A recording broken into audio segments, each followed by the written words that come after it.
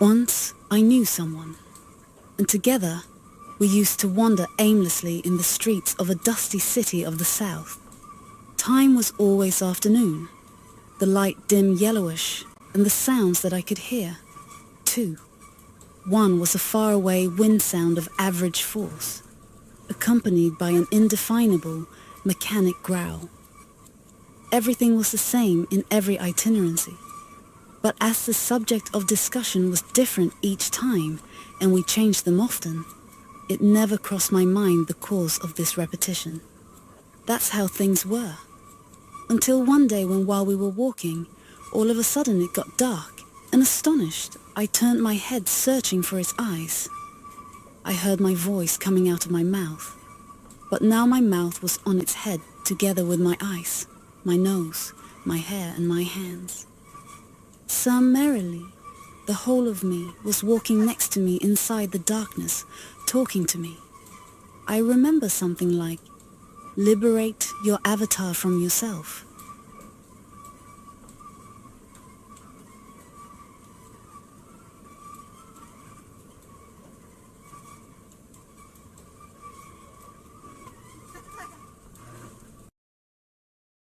Then we found themselves as a series of X1, X2, PS1, PS2, etc. on the ground.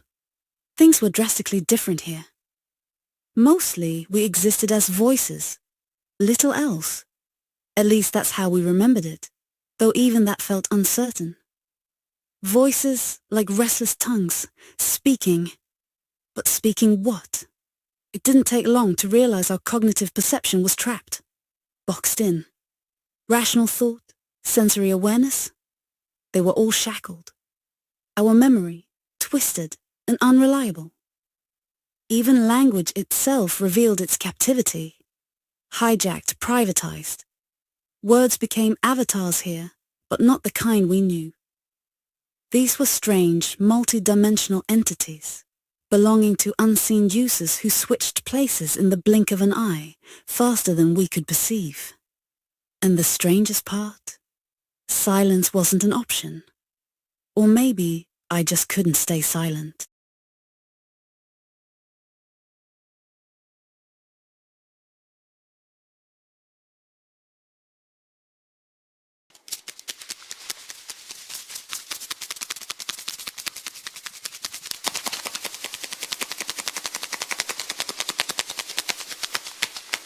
The only thing I remember about her is he got caught up in some kind of sin. Can't remember which one though. So? Guess I'll have to start from scratch. Do you even know how to do that? How you mean?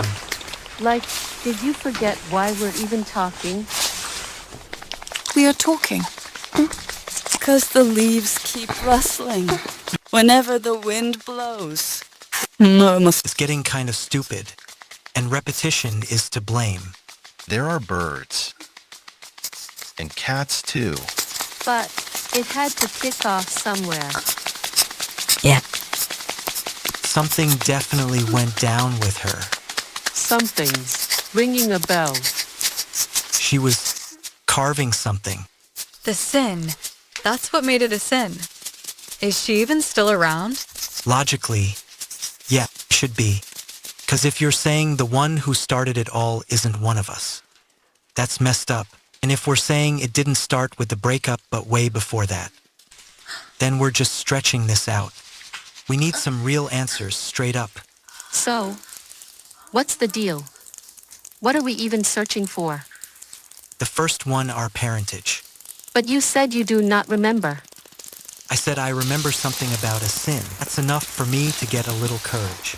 To find courage? To stand on our own feet? Is that what you mean? I think so. Essentially, we can't differ from the first one. Because otherwise we'll continue to entertain fantastical ideas like reproduction. If we ain't coming from the first, then it's just a loop. You know? Our story keeps repeating without making any real moves. Our lineage is the continuation of the story. And it only happens quantitatively. That doesn't make sense. It doesn't lead to an individual point 10. Auf. Did you say something, Nea? Guess not.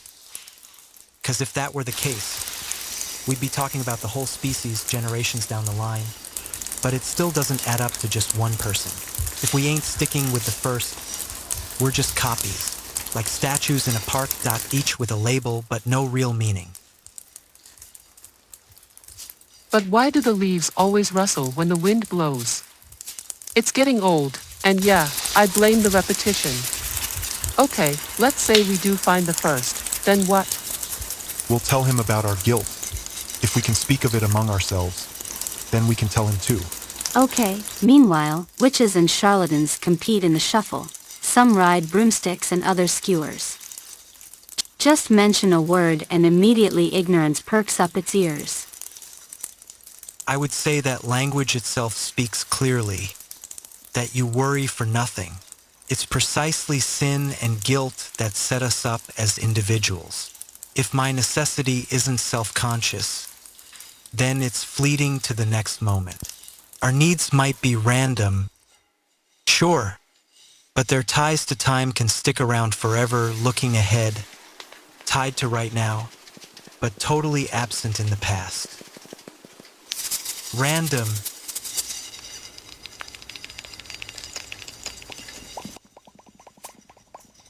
My feelings are attached to a certain time, but still, in the end when identity arrives, innocence disappears. Man, hate to say it, but you're kinda rank. Chill, rookie. It's all good just staying au naturel dodging baths. Natural oils plus dirt makes me waterproof.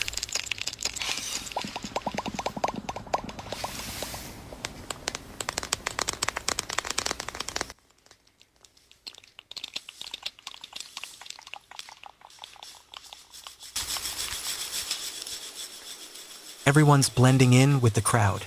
So, tell me this. In the dark, if you see someone coming at you in enemy gear, could you get heat for taking them out? But I feel like we gotta reset all this. Explanations just seem to lead to more questions. For real, it is like trying to untangle a knot and finding more knots inside. So, where do we begin unraveling this particular knot? Maybe by retracing our steps, going back to before everything started falling apart. What was happening then? There was a sense of tranquility, a calm before the storm. She was there, carving away at something innocent. And then? And then, the innocence shattered. It wasn't the act itself, but the intent behind it. Intent can often be more damning than the action itself. Exactly. It's the difference between a mistake and a deliberate choice. So, what was her choice? To disrupt the natural order, to carve away at something pure until it was tainted. And now we're left picking up the pieces, trying to make sense of it all. Maybe that's the real sin. Trying to make sense of something that just doesn't make sense. The birds continue their song, oblivious to our pondering. Sounds like we are accused. Accused? Of what? Just trying to stay alive? Defending ourselves?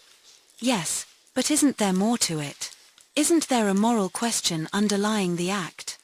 Morality is a luxury when it comes to survival. In the dark, distinctions blur, uniforms vanish in the shadows. It's not about what they wear, it's about what they are after.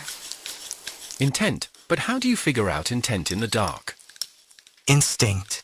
This primal honed through evolution. You feel the danger before you see it. So, you're saying it's justified then? Taking someone out in the dark, just based on instinct? Justified? Perhaps not. Understandable? Absolutely. Survival knows no morality. It's a raw, visceral reaction to threat. But what about the consequences? What about the repercussions of taking a life, even in self-defense? Consequences are for the living. In the dark, it's just about the here and now, the immediate danger. So, are you advocating for a life devoid of consequence? A life ruled by instinct alone?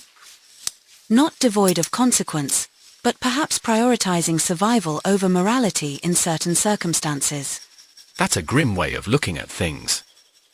Survival often is, but in the darkness. Sometimes bleakness is the only light we have. I suppose you're right. In the end, it's survival that drives us, even if it means facing the darkness head-on. Exactly. Survival at any cost. Do me a favor, if you don't mind, stop playing dumb. Just be yourself.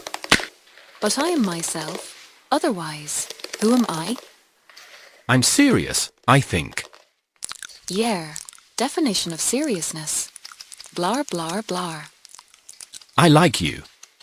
Might have really messed you up, made you suffer, maybe even almost killed you. But I begged God and said, please, God, don't let anything bad happen. 'Cause I think, I love her so much, and I'll do whatever you want. I don't believe in God, but... Go on. I'm interested. We're just trying to protect ourselves. And when we talk about values, honesty, when they call us good people, nobody cares. No one's got time to show their weakness, so we hide it, we put on a front, act all independent. Did I treat you like you were independent? You are, I think, the sexiest man in the world. You've got blonde hair. I think. I'm just a troublemaker, can't sleep, spill my guts to strangers who slap me, and I don't even react. But you said you saved my life. I got a lot to say. You wanna hear it? No. I hate you. I really hate you. I thought we only had problems. But in the end, we're the noble adulterers, or don't we deserve an award? Let's make a deal. You commit adultery, the adulterer gets killed, but the benefactor, the adulteress, will get paid. I don't think that matters. We need to find the rapist and kill him, then the adulteress will be paid. After that she won't need any of us, anyone and none. I'll sit and make the contract. Put in the contract that you'll sleep with all the Vietnam vets and solve all the Middle East problems too. Give me a cigarette and a light. Give me back my lighter. This atmosphere will ruin our lungs. You're too harsh.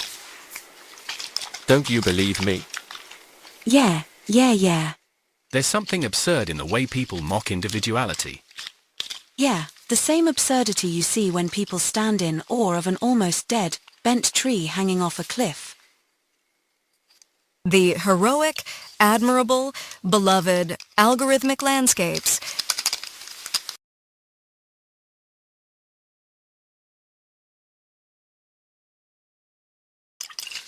That was such a bad experience. What do you mean? It happened at work. I mean, I was already underpaid. But that day was just the worst. What happened? They asked me to step in for the head coordinator at this business panel. I didn't really have a choice but to say yes. I had, no time to prepare. So, I get to the panel, and right away, the other people there, I mean the participants, were already annoyed that the original host wasn't showing up. Oh, great start. Yeah, it was rough. I think I was probably the most working-class person in the room. I could just tell they didn't respect me because I wasn't from the same social class or part of their academic circles. Did you at least get paid extra? Are you kidding? No way.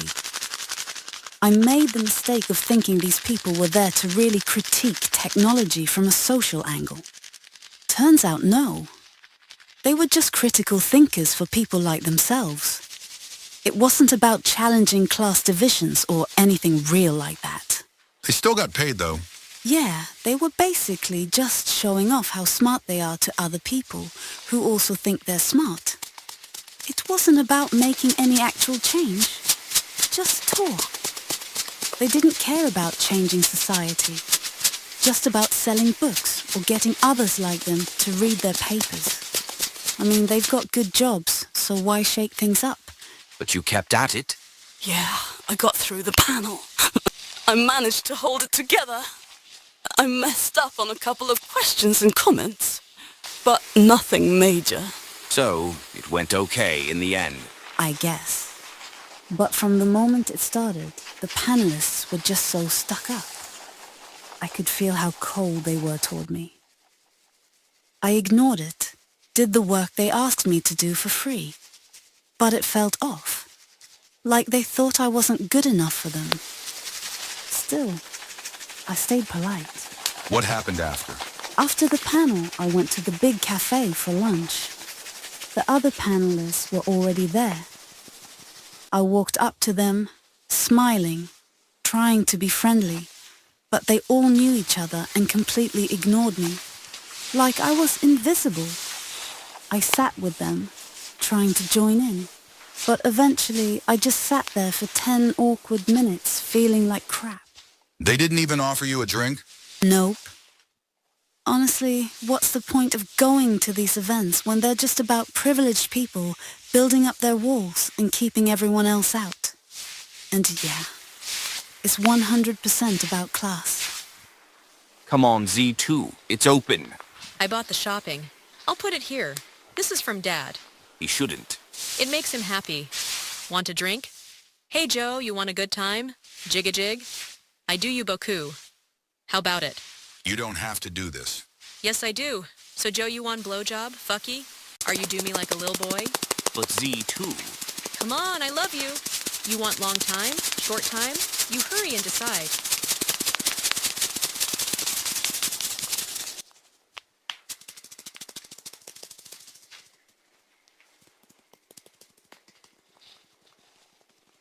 Why did all this crap even happen? 'Cause you thought you were hot stuff, and you loved every second of it. And why are you always chasing that honeymoon vibe? Trying to balance it with being responsible and playing it safe. You know, enjoyment takes time, right? And why do you seek to constantly experience the initial stage of passion, while simultaneously the command for safety and healthy living coexists?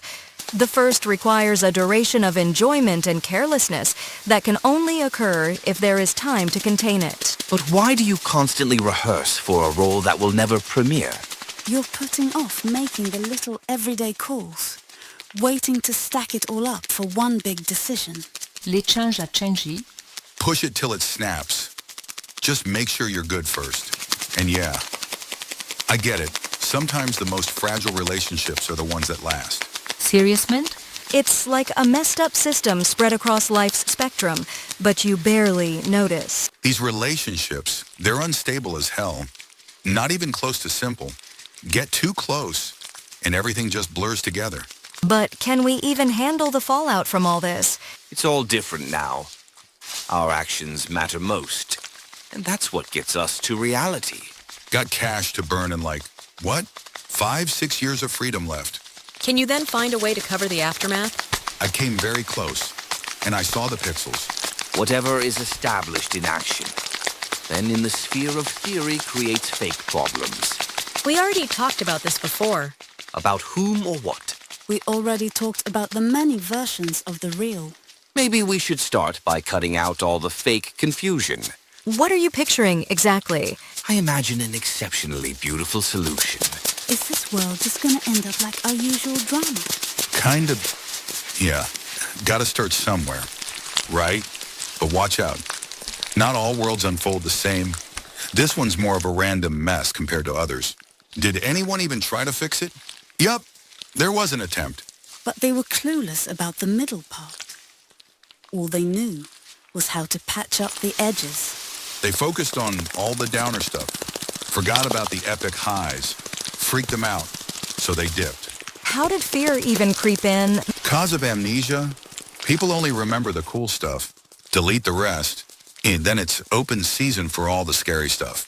Maybe fear is all about chasing quick cash? Remember when you said all this crap went down because you felt important?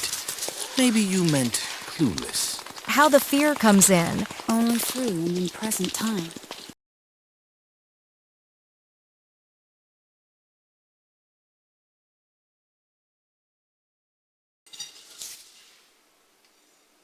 You know, once you step out of your little bubble, you can hop on any ride you want. Ain't that the truth? And let me tell you, X1 had this knack for creating space, just using her threads and tees. But X3 Oh, they used the space too. But something about their attire ticked them off. So one day, X3 turns to me and goes, "How many hoops must honesty jump through to get accepted as just being real?" And I'm like, "I keep it real, it's not my job." But I got it covered. Not playing nurse, though, not even... You know what I mean. No need to wax poetic to grasp language, folks. Writing and talking, man, it's all a hot mess, especially in a foreign tongue. But hey, ain't all languages foreign? But let me tell you, writing that, pain in the neck. In French, every damn phrase wants to start with but. Like but it was, but so hard, but whatever. Every spellbound soul finds its way back to the limelight. Family, even the avatar kind, serves as the ultimate magic maker.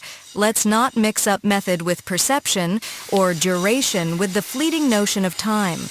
Picture a neural network showing up as a shrink for Jean-Jacques Rousseau. Birds chirping. And don't forget the cats. Ever wonder why leaves gotta rustle every time the wind blows? It's getting old, and it's all thanks to repetition. Ever think maybe the exits in Bardo Thodol should be read backwards? Not just from death's side, but from life's too. So it ain't always one-sided. Ah, the autumn leaves. The autumn leaves. They're you. All of you, no less. They're me too, minus my whole deal. They just do their leaf thing. They fly. Under a pine tree, over it. You only get autumn leaves in spring.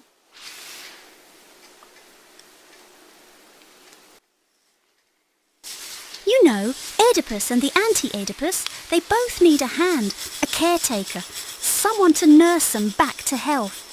Solo ain't gonna cut it. They need drugs and care. Not Antigone, though. She needs a bit of psychotherapy, simply. A harsh winter's coming. Let's make the space between our skin and ourselves a shelter. But once identity claims its spot, innocence takes a hike. Digital identity pixels and all that jazz. Moving from the sticks to the city? You're in for a wild ride, pal. Wealth and innovation? They're the city's main attractions. Wealth and innovation. They're like magnets. You hinting at more folks coming, more stuff happening. You leave that magnet alone.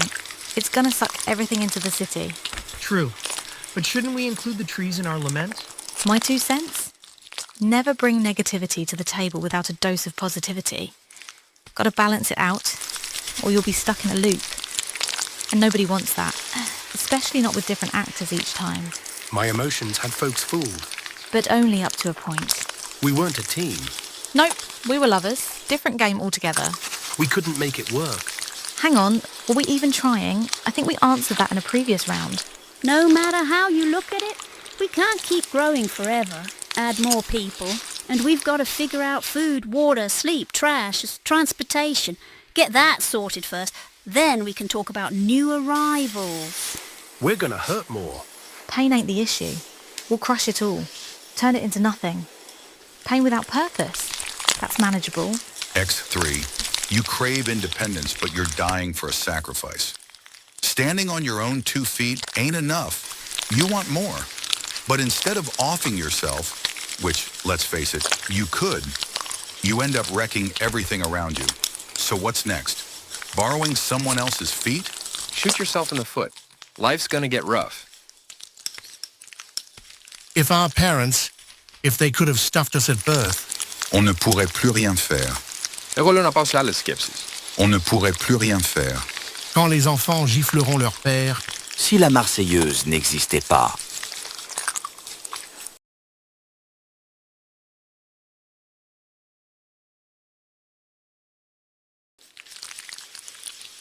This is as significant as assuming that a native of an almost unknown country, speaking the local language, writes magnificent books in all known languages and astounds everyone with their remarkable contribution, yet has not written a single book in their own language, and, moreover, has even forgotten how to speak it. Yes, like what I've heard. Would I have fallen in love with them if I didn't know the word fall in love? Exactly. Because, honestly, destiny doesn't come from the outside. When it feels like everything's been achieved, the person who knows the secret tricks of life knows that, in the end, the only one who can beat them is themselves. Yes, Probably because the craving for certainty always increases inversely with the brevity of distance. The closer one gets to victory, the more risks there are to lose. Well, I might say let's remember how much is lost at the moment of victory, because we'll become melancholic. True. I've been thinking about victory for so many years, but I haven't done anything. No sculpture, no painting. I want to create something. I think about it. I feel something. But it's all just in my head. Come on, tell us how you imagine it. Well, it'd take a ton of steel to build it. But it's just words for now. And I'd need specialists to add interactive elements. What about colors and textures? Have you thought about those? I should discuss it first with someone who knows. You know, maybe remember how new media changes the old ones. Like how documentaries and news evolved to feel more authentic. On what scale have you imagined these things? On the scale of all human tragedy ever recorded. From ancient Greek tragedies to stand-up comedy, all the way to the local neighborhood. Like when Z6 told us. Oops. I'm just trying to picture how to position the pieces. Like, imagine a mouth, eyes, ears. Sometimes I think it would make sense to place them in weird, illogical ways. But now, I'm not so sure anymore. Even with everything, we still have bits and pieces left. You mean all of us here, right? I don't want to be buried in a pet cemetery. Let's not just take away, let's add some rhythm to it. Exactly. And let's not forget to end things with the right punctuation. Organizing things in a systematic manner with specificity, so that others understand that the highly subjective method of distortion reflects a particular stance toward our existence. Every move I make is driven by a sense of aesthetics.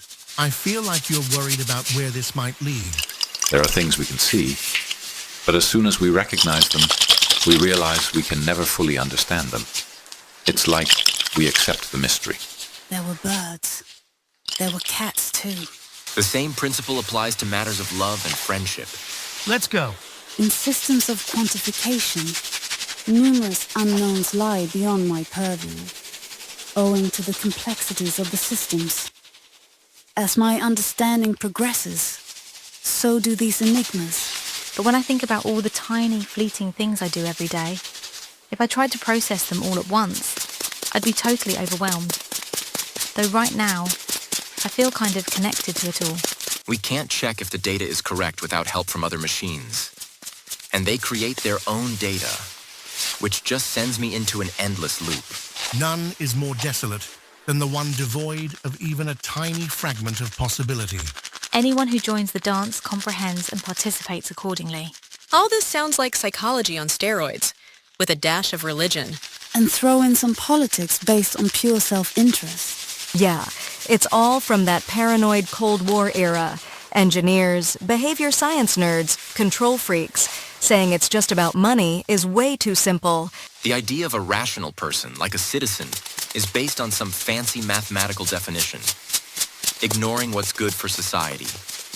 Politics, accountability, nowhere to be found. The idea of making choices for the public good is a joke, thanks to some whack theory that says it's impossible. The Cold War just morphed into today's subtle battles for control over the world's resources. What's considered rational now is like some invisible hand pulling all the strings. Yeah, and surprise, surprise. That hand didn't invest in tech for the people, but in gadgets to control us. Self-interest became the blueprint for building these human-like robots. Define what self means, then calculate what it wants. It's wild how all these ideas weave together, creating this complex picture of human society. Totally. It's like we're all caught in this web of ideas, just trying to figure out our own truth in the chaos. But maybe that's the beauty of it. The constant push and pull between our own choices and what society expects. It shapes our reality, even if we don't always get it. And yeah, even though it's complicated, there's something satisfying about digging into it, unraveling what's really behind it all. Maybe in figuring that out, we get a sense of freedom, like we can create our own path in this crazy world. Anyway, who's up for a change of scenery? I need a break from all this deep thinking. Perhaps in that understanding, we find a semblance of liberation, a path towards forging our own destinies amidst the tumultuous currents of existence. Seriously though, who's down for a change of scene? I'm ready to stop with the heavy stuff and just chill for a bit. Yep, let's mix it up. How about we hit that new cafe down the street? Sounds good. I could really use a coffee and some relaxed conversation. I need some caffeine and a few laughs to lighten the mood. Great. Let's leave all the deep talks behind for now and just enjoy hanging out. Yeah. Sometimes a little spontaneity is all it takes to recharge. All right, let's go make some memories worth talking about later. Yet amidst this dance, there are moments of clarity where we catch glimpses of a deeper truth beyond the stagecraft of society. Yeah. Those moments can be eye-opening, but also a little unsettling. They show how fragile the stories we tell ourselves really are. And in those moments, we ask ourselves, are we just actors in someone else's play, or can we write our own scripts? Oh, definitely. But speaking of deep stuff, I can't stop thinking about how the Cold War evolved into today's digital battles. The fight for control over life and the planet never really stopped. Wow, way to bring the mood down. But yeah, it's crazy how we've gone from old school political tension to digital warfare. Whoa, slow down. Let's save the heavy stuff for another day. I just want to enjoy my latte and catch up with you all. Agreed. Let's not let the weight of the world ruin our coffee break. Let's just enjoy the moment and each other's company. Cheers to that. Here's to friendship, to love and laughter, and forgetting about the world's problems. At least for a little while. By the way, did you guys hear about this wild new trend in accounting?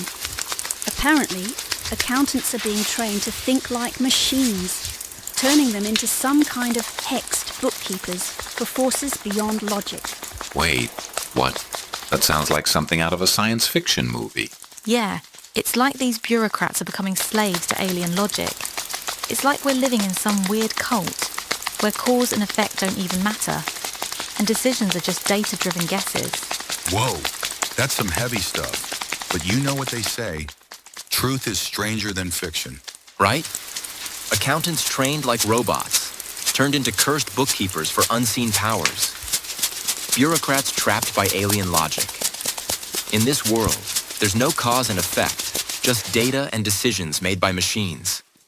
It's like an evil spell has been cast, turning Earth into an altar for mindless alien gods. Maybe to actually get through to these accountants, we should try talking to their bosses first. Wait, you mean like aliens? Yeah, kinda. You know, the ones who basically hijacked our natural ability to make language. Oh, the language thieves? I don't even know what to call it.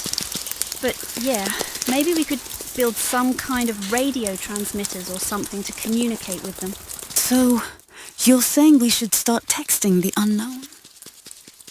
It feels like this kind of knowledge is something that's been built up over generations. You've got a point. It's not like this planet is lacking in reproduction. Exactly. We are very sexy, but what I'm really saying is that for knowledge to be passed on, even after the people who first discovered it are gone, civilizations need to understand that info stays the same, no matter who says it. And how's that going to help us talk to these double accountant aliens?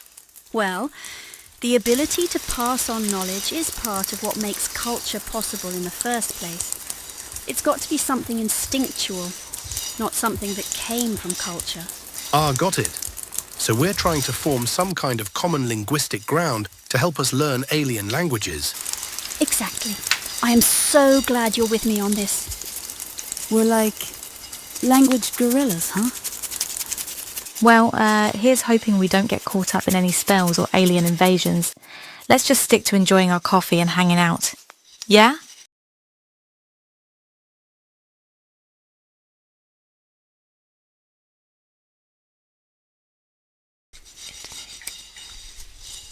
What's that thing that sticks with us?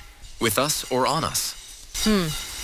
Depends on who's asking and who they're asking. If we're asking ourselves or someone else.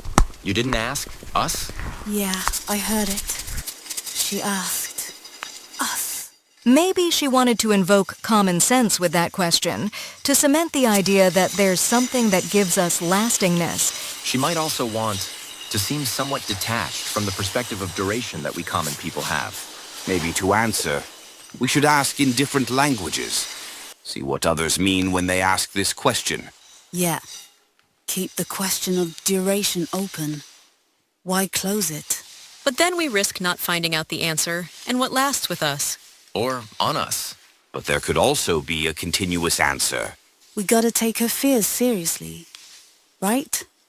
Hers and mine? Wait. Are we just scared of being replaced or something? Could be. I mean, come on. Are we just walking around with identities built on scars or what? Sounds like an excuse to get political, huh? So what's the deal with time then? Is it hate, aversion, some phobia? That's what people call it anyway. Maybe we've got a touch of claustrophobia. But when what we feel doesn't line up with what people see in us, or what we look like, then yeah, it might seem like we're just a big contradiction. But that's not always true. At the end of the day, who decides what's real or not? And if not, are they just forcing us to live like this anyway? So what? We are aiming for total clarity now? If we're gonna say something, let's keep it to, like, 3 or 4 things. If we start spitting out 100, no one's gonna remember. Yeah. And if we do go off with hundreds of things, they're all going to be connected anyway. Too much to keep track of. We should stick to stuff that's backed by science. Not just science, though scientists should learn how to talk like the rest of us too. Aren't we scientists? Do we not count? I don't know, maybe. What matters is we're grounded in reality. For sure, let's not get carried away and lose touch. Let's not just drown in bureaucracy either. Let's back free will, folks. And no need to make up new words. Let's keep it real. Talk like everyone else. But our ideas should be fresh. Something that makes sense no matter where you are in the world. Yeah, quality over quantity, right? This time isn't something you can measure. But then again, the time that is measured just becomes space, doesn't it? Feels way too samey to me. Exactly. Like if someone tried counting us to see how many we are, they'd lose track. It's like every moment adds the whole past into the mix. All of us. How can anyone count that? It's always changing. And we know it.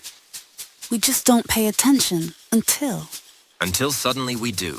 Yeah. Like we're standing here frozen. But at the same time, we're all intertwined with each other. It's a lot. We've been split into a million parts. But somehow we're also still one, or maybe two. The tricky part is, all these new things just keep popping up. That's the real problem. We're searching for something eternal, but what grabs our attention is when something genuinely new shows up, not just the same old stuff. But we're looking for that first thing so we can stop being so divided, right? Did you figure that out on your own? If we stop being just things, maybe something will shift. If so, then let's become more like directions or vibes. If I stop obsessing over my day-to-day problems and just focus on seeing things differently... That's why we're searching, to understand how we saw things before we became human. Because what we are now, we do more than we are. We can't just give up. Do we even have a choice to give up? Only if we've got some rhythm going. So in the end, how do we decide? Do we go with our thoughts or what we've been through? When things get too messy, maybe it's best to rely on our past experiences. But if we all got to remember them together, nah, that sounds like a headache. Let's not forget, when things get tough, there's always someone who steps up, goes beyond all that back and forth. And do these heroes bring us the guts and sensitivity to change? Maybe a little. And then that grows over time, like that? Does it even matter? We can still think about what we actually want. That might not be such a win for us, because whether we get what we want or not, either way, we lose. Wait, really? How's that? If we've already thought about it, by the time we get it, it's not what we wanted anymore. We'll have forgotten, if we even remember what we wanted in the first place. The issue isn't whether there's a problem and how to solve it. It's more about how bad we really want to solve something we're calling a problem, even if it is one. Can we break it down a bit? Make things easier? So we can just sit back and wait for the call? The lapel? There's no problem with remembering. Everything that happened, it's all still here. The problems that we forget, or actually, that we worry about forgetting. And since we've already made up our minds, that's why we keep going for as long as we do. There's no real choice left to make, because we've already made it by just sticking around. What I remember, it's not separate from all of us here, from now or from before, but I do remember them. And on the flip side, I can't remember it all if I don't know you exist too. There's this feeling of being left out of participating. And because of that, left out of experiencing what it's like to really live day to day. That's what inequality feels like. These things are imposed mainly from the outside. Not only, but mainly. Let's say someone asks, Do you have water? Yes, but they know well that water is often scarce here, so whoever says yes must add, my last, if they don't say it. For reasons of pride, for example, it allows something from outside to disrupt the immediacy that the scene would have if the answer immediately made the external mechanism visible. Yes, my last sips. And then... The issue isn't to find solutions out, but the problems they solve. How does that help? To release ourselves from signs and replace them with other signs? The percentage of energy from such a leap is very low. There's a very strict hierarchy in the distribution of energy. We need a hand-efficient intelligence. It confuses me when I get the impression we're talking about ourselves as if we were made of heavenly jam. However it may be, we can't live anymore on large doses of relief, at least in public spaces. Just to mention it, a boring digital avatar stands and gets profit on and from an analog boring one. Shocking for a while, but then came the numbness. The more people are suffering, the more data are collected. Useless pain data. Because the more people suffer by donating data, the more they pretend to donate. I think these are just chapters. Simple testimonies. Don't search for any kind of organization. There is no crime. All innocent. Well, almost. The organization is just the spell launched by the announcement of all of them as innocents. The crime is in the announcement. I can't wait to declare it to all of us, to the whole world.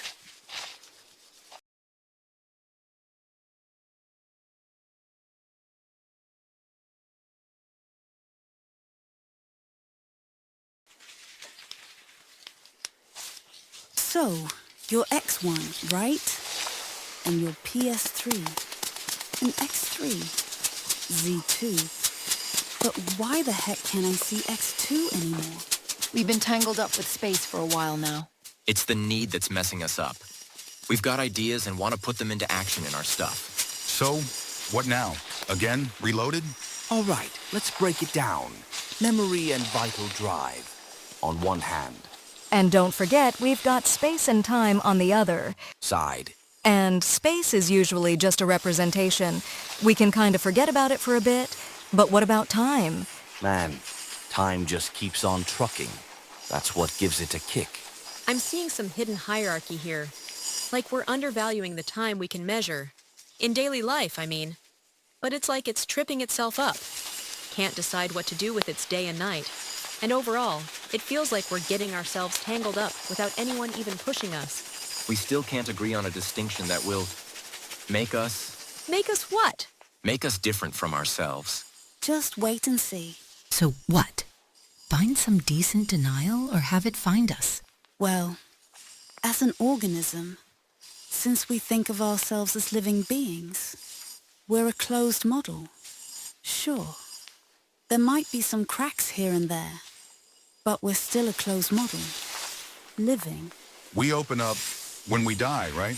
On the flip side, we've got stuff here that's desperately trying to shove the unattainable into a box, into something dead, and this deadness they call life. Maybe they want us to do something different. Like what different? Not always asking for something new. I mean, not looking for something new all the time, but actually living what we're living differently. So, we need to talk differently then? Talk in a different way.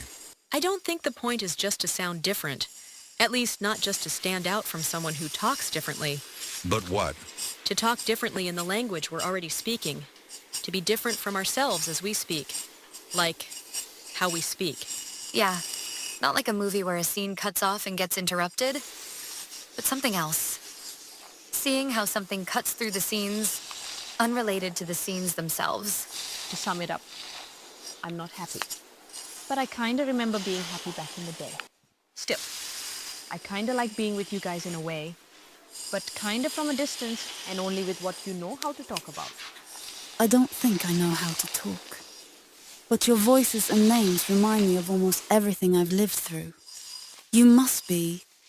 We are as old as turtles. That's what I remember at least.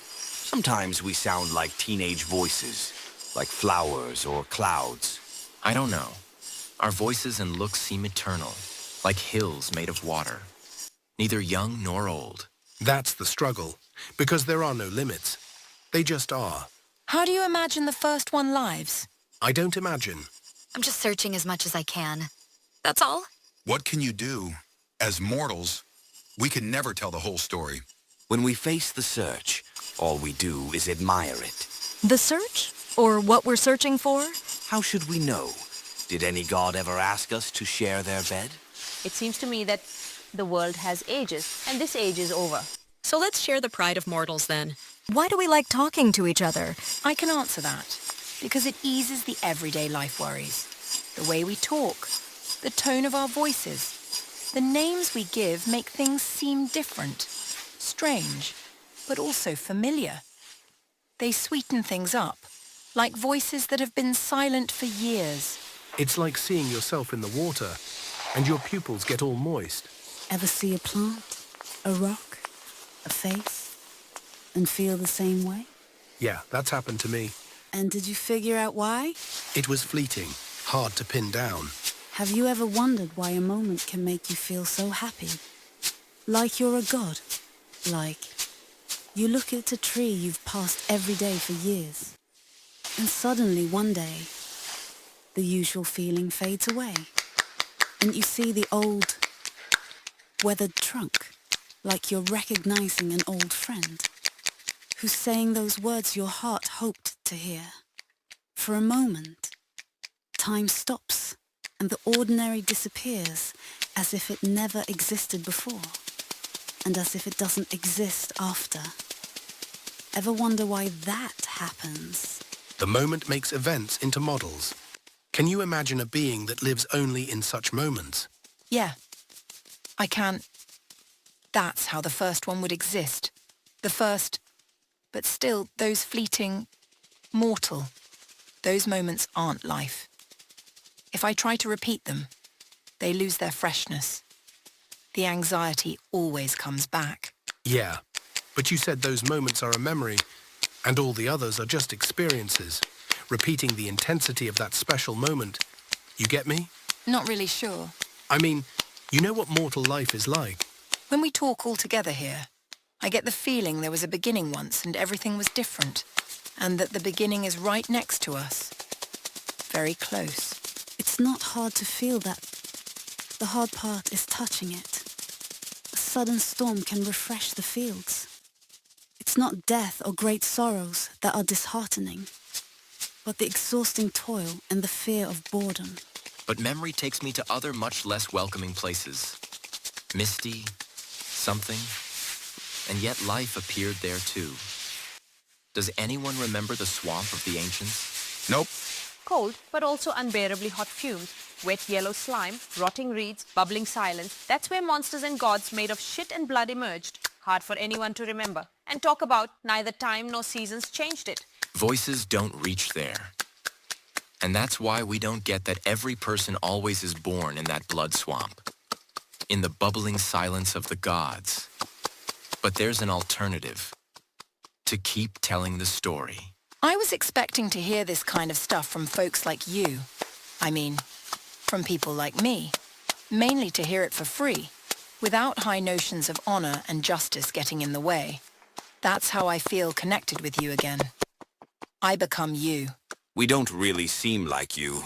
You are me. and to feel alive. We seek that kind of feeling. I think that where we have ended up, like lepers, any sensation can ease the sorrow. It leaves us for a while, but always comes back, you see. Who's gonna see this here according to their demands? I will start again. Attention.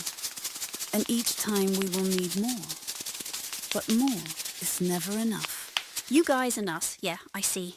So the question now is, to make our existence grand, do you need to have it inside us? I'm thinking we should take a break and go silent for a bit. Yeah, everybody wants mobility.